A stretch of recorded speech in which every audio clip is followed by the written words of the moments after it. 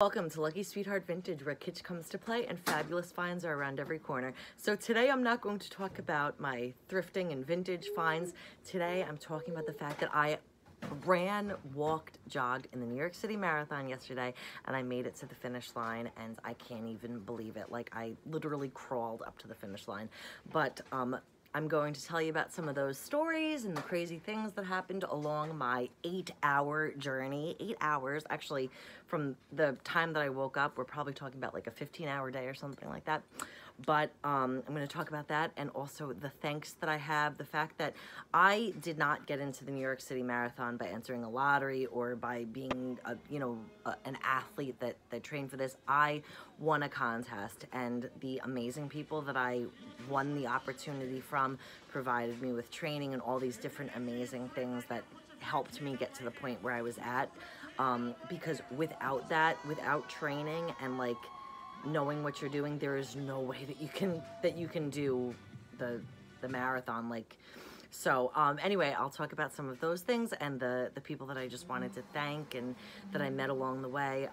But it was such an amazing experience, and I can't wait to share it with you. And don't mind anything like this. I just wanted to thank iHeart and New York City Metroplushealth Health Plan for putting this together, because they're the reason that I got into the marathon, and I'm so grateful.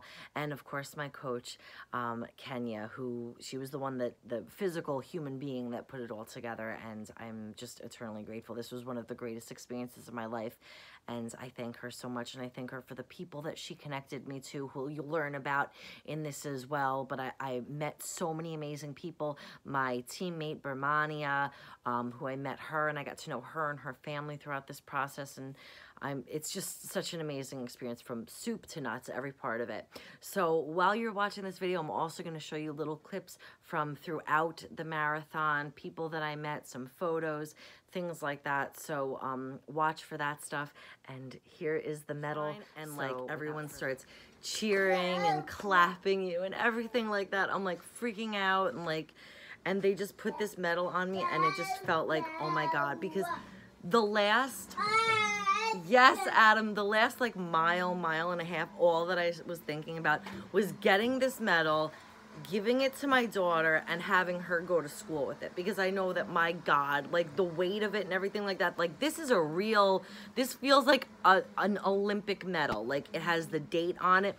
I could have had my time and my name engraved. They were doing that today in the city, but it was just too much for me to get in.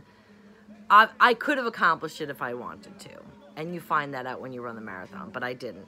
But I could have had that little thing engraved. I didn't, but just, I wanted to get it for my daughter. That's the only thing that I was thinking of the entire time. And I kept on, in fact, I must have looked like an absolute crazy person, because for the last 3 miles, I just kept on saying, Annabella, Annabella, Annabella, Annabella, and like making it like make me stronger. And I just kept on picturing my husband, and my husband, like, you know, having his arms open and just hugging me.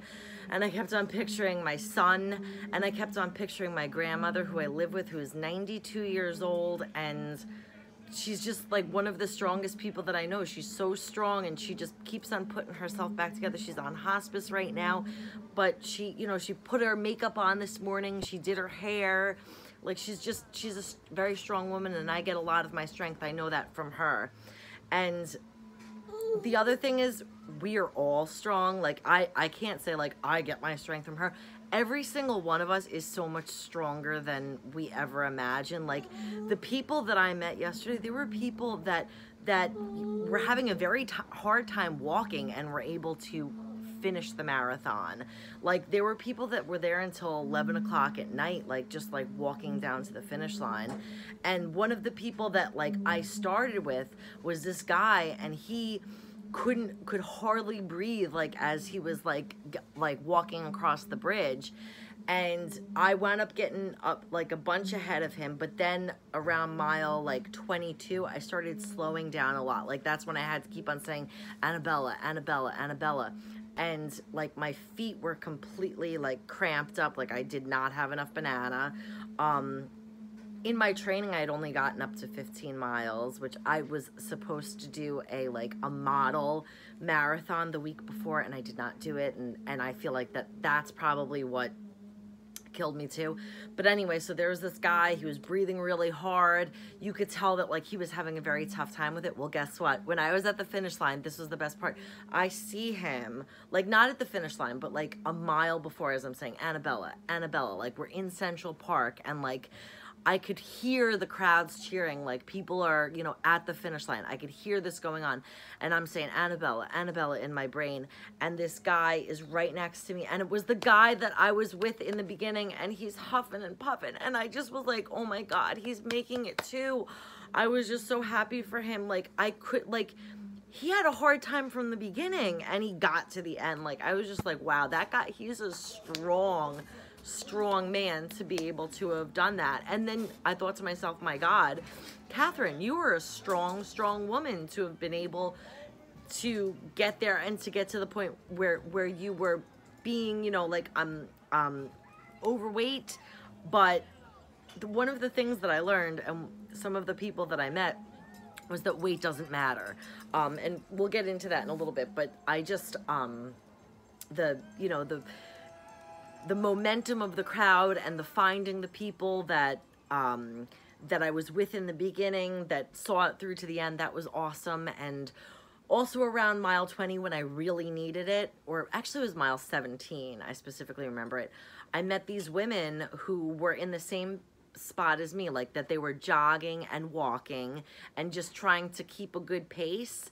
And we wound up going together. There were some women from New Zealand. There was a woman who made it to the 15-mile marker last year, and she was not going to do that this year. She wanted to. She was badass. That woman, I will never forget her. I don't know where she was from, but she was a badass woman. She sat down several times. I'm like, oh my God, if I sit down, I'm gonna cramp up. She sat down, she smoked a cigarette, she got her leg massaged, but she made it to the finish line. She was awesome. And then there was a woman who was a teacher that I was jogging alongside and walking alongside for the most part. Her name was Kayla. I don't know her last name, but she was awesome, and she was from Dallas. And yeah, she was really inspiring to me because she actually won tickets to the Grammys a few years back, and I told her about my experience, the fact that I won my tickets through. So there were times during the race where I literally just wanted to quit. Obviously, everyone says that, but especially I had done 15 miles, but I hadn't done anything further than that in my training. So at around 17 miles, that's when I said, oh my God, what am I doing? Why am I here? And I kept on thinking to myself, you know what? You're going to get there so late. There's going to be nobody there. You're not going to get the medal. And you know what? That was the stupid, I kept on telling that to defeat myself, but in reality, as soon as I got there, it was a big, humongous party. Everybody was there. I think it was actually the president of the marathon that gave me the medal. He saw that I was crying, and he started getting emotional. It was amazing. Getting this medal was one of the best feelings of my life. To be honest with you, I'll tell you the other things. I don't want this to be political or anything, but the other was an election that I helped someone, a big president, win. The next one was obviously my children being born, and the getting of this medal, and those were the biggest moments of my life. So when I like I said, I was crawling to the finish line, I couldn't do it.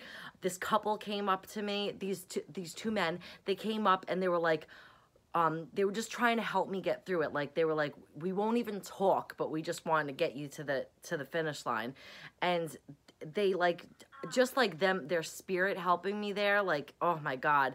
And also another couple, earlier on, they had these maracas and everything like that, and they were helping people get to the finish line, and they stopped me, and they were trying to tell jokes and everything like that, and I was just crying. And finally the man was like, do you want us to leave you alone? And I was like, I'm so sorry, but yes. I just wanted to be in my thoughts. But everyone was so amazing. And then at the end, oh my God, they literally wrap you like you're a little baby in these ponchos, these official marathon ponchos, and it was just one of the best feelings in the world. Then I got interviewed by ESPN, this amazing little sweetheart reporter. She took some photos of me, and we don't know if that's going to be up or whatever.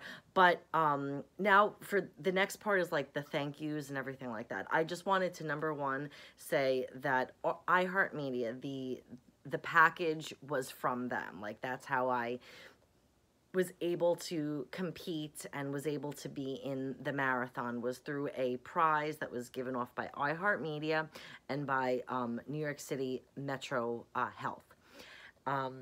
They are just amazing for putting this together. It was a woman by the name of Kenya who is in their advertising team, and she had a weight loss journey that resulted in her being, starting to become a marathoner and everything like that, and she put it together based on that. And what she wanted to do was document people going through the journey of training for a marathon.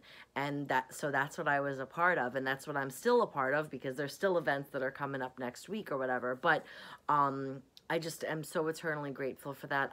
I learned so much from my coach about running and about just fitness and endurance, that I'm just forever grateful for those things. And another one, oh my God, she introduced me to this woman named Shantae. Her name is Latanya Shantae, and she has an Instagram that I follow called I am L Shantae, and she's known as, probably like a lot of you know her, the running fat chef. And she's a woman, she's plus size, and she calls her the running fat chef because she runs and she does all these things, and she has more energy than anyone that I've ever met, and she does it fat, like, which is just so awesome. And she's podcast partners with this guy named I keep on saying his name wrong. I keep on wanting to say Maurice, but it's Martinez. Who is 300 pounds and running, and he also promotes just fat people being able to be athletes and be, have their sports without having to lose weight. And I thought that that's such an amazing message, and I love that she promotes that, because she's saying, you're an athlete. If you trained for it, if you competed, if you got to the finish line, you're an athlete. Just because you're not 102 pounds, like with muscles bulging out, does not mean that you're not an athlete. And that message sticks with me, because my entire life, I've always been an avid walker. I've always been someone that has always enjoyed fitness and enjoyed being out there and like running, walking, whatever. I kind of enjoyed those sports, but because of the fact that I was never really skinny, and I was always the back of the pack, that's another thing that she talks about, I never kind of thought of myself as anything more than just a mediocre athlete, mediocre and never an athlete. But Shantae and Martinez teach you that it's not about that. It's about getting out there and competing and doing it. And you can be the back of the pack, because you're not competing against other people. You're competing against yourself. In reality, in life, unless you're, a professional basketball player and you're competing against another team, you are competing against yourself all the time. So, I definitely learned a lot from that, and I learned a lot about what I think of myself as far as like getting things accomplished and athletics and all that. And I love them, and I follow them both on Instagram. I just started following Martinez, but I've followed Shantae for a while now, and she's amazing. She's a professional athlete. She travels all over the world doing these marathons and competitions. She did a 5K the day before she did the marathon. She's super fit. And the other thing about her is she has a lot of energy. She's a very energetic, like, she gets a lot of things done in a day type person. Her mind's always going, very intelligent woman. But at the same time, she's so calm and chill, and just like she's a very rare person. Like, she's very like engaged and intense and energetic, but at the same time, she's so relaxing to be around. Like, just like everything about her is just like very chill. So she's really cool. So anyway, I think that I have said everything that I wanted to say. It was just such an amazing journey. So happy to be part of it. And just thank you so much to everyone. And thank you anyone who believed in me. Not to say that so many people didn't, but a lot of people thought like, hey, you're not going to be able to finish. Like, you're not in the best shape in the world, but you know what? It's mind over matter most of the time. And I trained for it, and I got it, and I did it. And I am officially